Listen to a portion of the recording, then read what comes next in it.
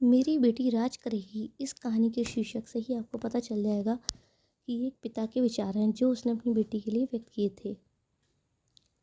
मेरा नाम कीर्ति है, लेकिन ये कहानी मेरी नहीं बल्कि मेरी बेस्ट फ्रेंड आयशा की है। आयशा एक अपर मिडिल क्लास फैमिली से थी और बहुत चुलबुली थी। हम दोनों स्कूल में एक साथ पढ़ते थे। आयशा इतनी खूबसूरत थी कि मानो किसी फिल्म की हीरोइन हो। आयशा अपने घर की अकेली बेटी थी, इसलिए उसे बचपन से ही खूब प्यार मिला था। एक बार मैं आयशा के घर पर थी तो उसकी माँ ने उसे डांटते हुए कहा, आयशा, पढ़ाई में भी दिल लगाया कर, वरना इस बार बीए की परीक्षा पास नहीं होगी।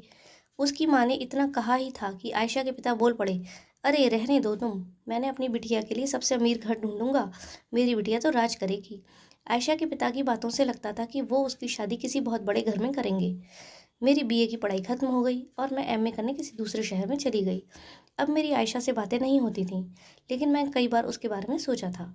आयशा को मिले अब 6 साल हो गए, मेरी भी शादी हो चुकी थी और यकीनन आयशा की भी हो चुकी होगी। एक दिन मुझे किसी काम से बाजार के साइबर कैफ़े में जाना था। जब मैं साइबर कैफ़े से बाहर आई तो एक लड़की खड़ी थी जो कि बहुत जानी पहचानी लग रही थी। गौर से देखा था तो मैं खुशी के मारे उछल पड़ी क्योंकि वो आयशा थी।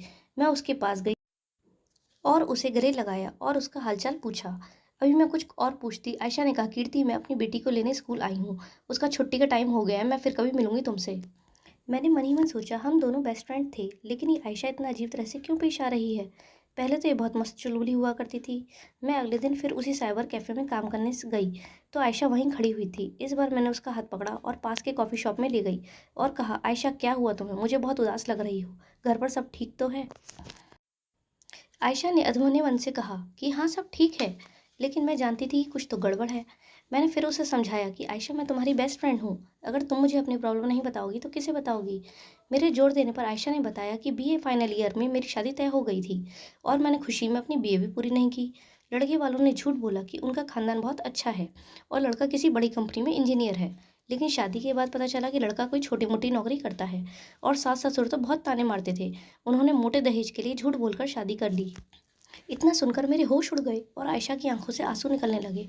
उसने बताया, इतना ही नहीं, जब भी उसका पति आता तो शराब पी कर आता और रोज उसे मारता।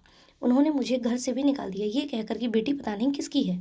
आयशा ने मुझे बताया कि अब वो अपनी माँ के पास रहती है और उसके पापा की डेथ हो चुकी है। उसके पापा जो बिजनेस करते थे वो भी अब बंद हो चुका है। आयशा की कहानी सुनकर तो मेरे पसीने ही छूट गए। दोस्तों, हर माँ बाप यही कोशिश करते हैं कि उनकी बेटी की शादी किसी बड़े घर में हो और वो पूरी उम्र राज करे, लेकिन कई बार किस्मत को कुछ और ही मंजूर होता है। इसलिए हर माँ बाप की ये जिम्मेदारी बनती है कि उनकी बेटी आत्मनिर्भर बने और अच्छी शिक्षा हासिल कर सके, ताकि शादी के बाद भी उसका सिर गर्व से ऊंचा रह सके। अपनी बेटियों को आर्थिक रूप से इतना सशक्त बनाएं ताकि वह शादी के बाद भी आत्मनिर्भर बन सके। मित्रों, अगर आपको ये कहानी पसंद आई हो तो और इस तरह की अन्य कहानियाँ आप और पढ़ना चाहते हो तो इस वीडियो को लाइक, सब्सक्राइब और शेयर ज़रूर करें। Thank you.